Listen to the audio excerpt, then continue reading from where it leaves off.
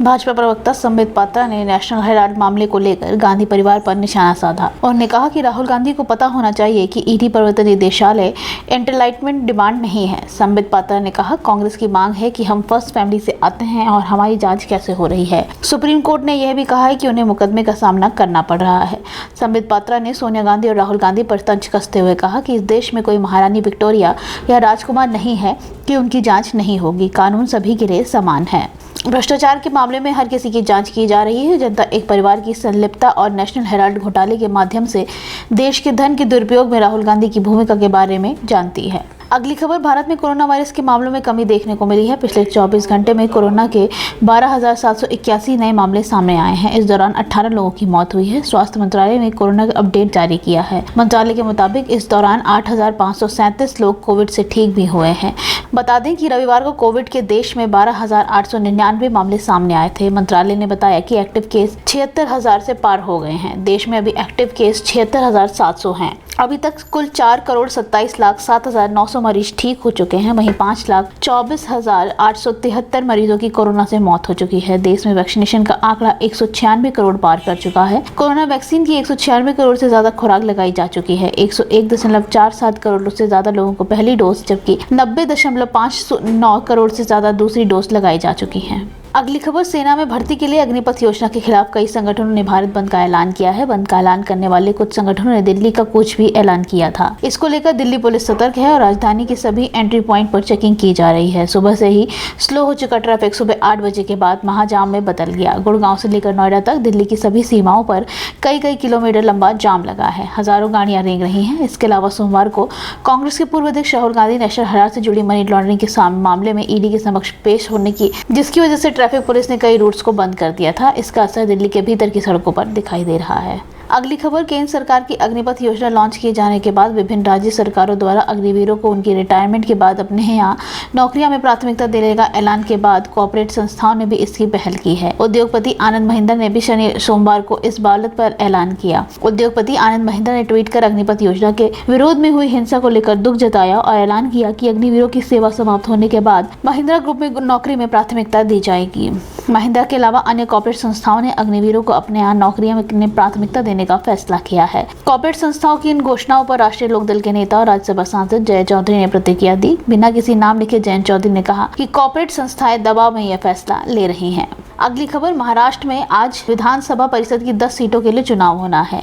इन चुनाव की 10 दिन पहले संपन्न हुई राज्यसभा चुनाव की तरह ही दिलचस्प होने की संभावना है। वैसे तो चुनाव में अन्य दलों की शिवसेना और एनसीपी ने भी अपने उम्मीदवार उतारे हैं, लेकिन मुख्य मुकाबला कांग्रेस के दूसरे और बीजेपी के 5 प्रत्याशियों में है। चुनाव इसलिए भी दिलचस्प होगा क्योंकि इसमें वोटिंग गुप्त होगी, जिसमें यह पता लगाना मुश्किल होगा कि किसने किसको वोट दिया है। गुप्त मतदान के कारण एनसीपी और शिवसेना में भी खलबली मची हुई है। बता दें कि विधान परिषद के लिए 10 सीटों के लिए 11 प्रत्याशी मैदान में हैं, जिसमें एमएवी के 3 दलों शिवसेना, कांग्रेस और एनसीपी ने अपने 2-2 और बीजेपी ने अपने 5 प्रत्याशी खड़े किए हैं। प्रत्येक उम्मीदवार की जीत के लिए कम से कम 26 वोटों की जरूरत है। अगली खबर, केंद्र सरकार की अग्निपथ योजना के खिलाफ देश भर में विरोध हो रहा है। इसी बीच कांग्रेस के नेता अजय माकन ने प्रेस कॉन्फ्रेंस करते हुए दिल्ली के जंतर मंतर पर सत्याग्रह करने की बात कही है। उन्होंने कहा कि हम सत्याग्रह पर बैठेंगे और शाम के वक्त देश के राष्ट्रपति रामनाथ कोविंद से मुलाकात कर इस योजना को वापस लेने की मांग करेंगे। अजय माकन इस गरमाए मुद्दे पर बात करते हुए कहा कि इस योजना को लेकर पहले युवाओं और संसद में चर्चा की जानी चाहिए, हालांकि अब इसे वापस लेना चाहिए। उन्होंने कहा, जनरल बिपिन रावत ने एक इंटरव्यू में कहा था कि सैनिकों की रिटायरमेंट की उम्र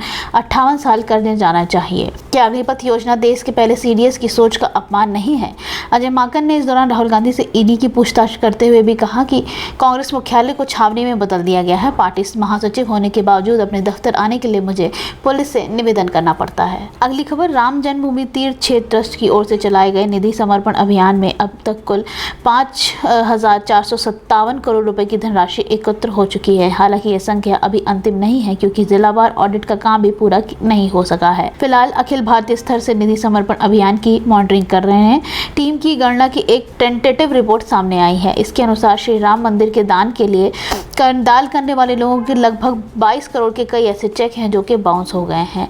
इन्हें अलग करते हुए एक दूसरी रिपोर्ट बनाई जा रही है। रिपोर्ट के जरिए चेक बाउंस होने के कारणों का पता लगाया जा रहा है। तकनीकी कारण से बाउंस होने वाले चेक को बैंक के साथ बैठकर दोबारा रिप्रेजेंट किया जाएगा। इस रिपोर्ट के मुताबिक कूपन में रसीद के जरिए 2000 1,253.97 करोड़ रुपए की निधि एकत्र हुई है। अगली खबर, दिल्ली पुलिस के कांग्रेस को जंतर मंतर पर विरोध करने की अनुमति दी है, लेकिन 1000 से अधिक लोगों के साथ अनुमति नहीं मिली है। आधिकारिक तौर पर सोमवार को इसकी जानकारी दी गई। कांग्रेस नेता और सांसद ने देश के युवाओं के साथ एकजुटता से रक्षा भर्ती योजना अग्निपथ के खिलाफ जंतर मंतर पर दूसरे दिन भी सत्याग्रह करेंगे। आदेश के अनुसार आप द्वारा दी गई हमारी चर्चाओं और आश्वासनों के आधार पर और कानून व्यवस्था की स्थिति वीवीआईपी आंदोलन को ध्यान में रखते हुए आपको 20 जून को सुबह 11 बजे से शाम 4 बजे तक जंतर मंतर नई दिल्ली में उक्त कार्यक्रम आयोजित करने की अनुमति दी जाती है। यहाँ एक संवाददाता सम्मेलन को संबोधित करते हुए कांग्रेस महासचिव अजय माकन ने कहा कि ईडी की कार्रवाई और अग्निपथ के खिलाफ पार्टी जंतर मंतर पर अपना सत्याग्रह जारी रखेगी। अगली खबर, सेना की नई भर्ती के लिए गए अग्निपथ योजना के खिलाफ विरोध प्रदर्शन को शांत करने के लिए बीजेपी की तरफ से पहल करने का फैसला लिया गया है। सूत्रों के मुताबिक बीजेपी नेता अब खुद युवाओं को समझाने के लिए आगे आएंगे और उन्हें समझाने का काम करेंगे। बीजेपी आला कमान ने सभी सांसदों, विधायकों, जनप्रतिनिधियों को निर्देश दिया है कि वे अग्निपथ स्कीम को लेकर युवाओं में व्याप्त भ्रांतियों को दूर करने के लिए संपर्क करें और उन्हें अग्निपथ स्कीम के फायदे बताएं, क्योंकि युवाओं को यही सही जानकारी मिल सके। बीजेपी मानती है कि इस योजना को लेकर कुछ राजनीतिक दल युवाओं को बरगलाने का प्रयास कर रहे हैं। बीजेपी जल्द ही बड़े संवाद कार्यक्रम के रूपरेखा भी तैयार कर सकती है। अगली खबर, राष्ट्रपति चुनाव को लेकर भाजपा राष्ट्रीय अध्यक्ष जेपी नड्डा ने केंद्रीय मंत्री और पार्टी के दिग्गज नेताओं के साथ अपने आवास पर महत्वपूर्ण बैठक की। नड्डा के दिल्ली स्थित आवास पर हुई इस महत्वपूर्ण बैठक में केंद्रीय मंत्री गजेंद्र सिंह शेखावत, अश्विनी वैष्णव, जी किशन रेड्डी, अर्जुन राम मेघवाल के अलावा पार्टी के राष्ट्रीय महासचिव सीटी रवि, विनोद तावड़े और राष्ट्रीय प्रवक्ता संबित पात्रा सहित राष्ट्रपति चुनाव को लेकर बनाई गई मैनेजमेंट टीम के अन्य नेता भी मौजूद रहे। राष्ट्रपति चुनाव को लेकर बनी रणनीति को अमली जामा पहनाने के लिए भाजपा ने शुक्रवार को ही 14 सदस्यीय मैनेजमेंट की टीम का ऐलान किया था। केंद्रीय मंत्री गजेंद्र सिंह शेखावत की इस टीम का संयोजक और पार्टी के महासचिव सीटी रवि और विनोद तावड़े पर इसको सह संयोजक बनाया गया है। 14 नेताओं की इस मैनेजमेंट टीम में कई अन्य केंद्रीय मंत्री और पार्टी अधिकारियों को भी शामिल किया गया है। अगली खबर, पश्चिम बंगाल की मुख्यमंत्री और तृणमूल कांग्रेस सुप्रीमो ममता बनर्जी और अन्य विपक्षी दलों के बीच राष्ट्रपति चुनाव के लिए एक सर्वसम्मत विपक्षी उम्मीदवार के चयन पर मतभेद बढ़ता जा रहा है, क्योंकि ये पूरी संभावना है कि वे 21 जून को शरद पवार द्वारा बुलाई गई बैठक में शामिल नहीं होंगी। इसके बजाय वे अपने भतीजे और तृणमूल के राष्ट्रीय महासचिव अभिषेक बनर्जी को भाग लेने के लिए प्रतिनिधित्व